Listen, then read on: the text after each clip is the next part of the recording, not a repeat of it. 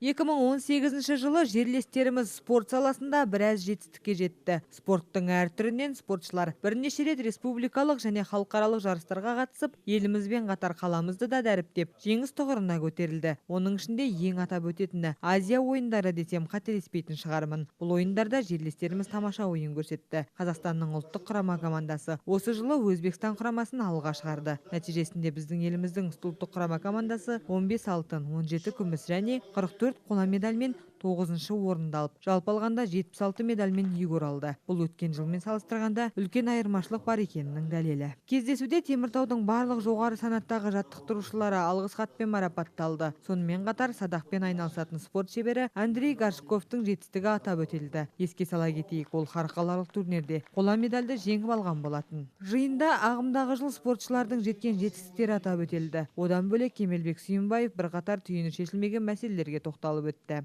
Раз город у нас спортивный. Біздің қаламызда спорт саласында жетістікке жетіп жүргендер көп, алайда олар назардан тыс қалуда. Менің ойымша, оларға қолдау жетіспейді. Осы сәтті пайдаланып, Теміртау қаласының атқамінерлерінің құлағына алтын сырға дегім келеді. Бізде әрине жақсы жүзу бассейні бар, алайда ол бассейннің өзі толық жабдықталмаған. Осыған бір уақыт қараса, бәрі талапқа сай емес.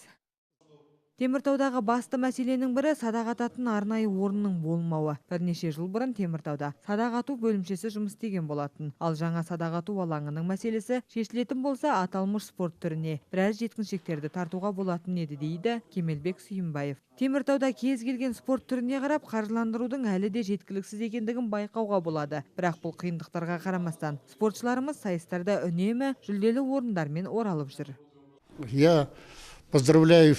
Мен барлық Теміртау қаласының тұрғындарын жаңа жыл мерекесімен құттықтаймын. Дендеріңізге саулық тілеймін, спортпен айналысыңыздар. Спорт бұл денсаулықтың мықты болатынының кепілі.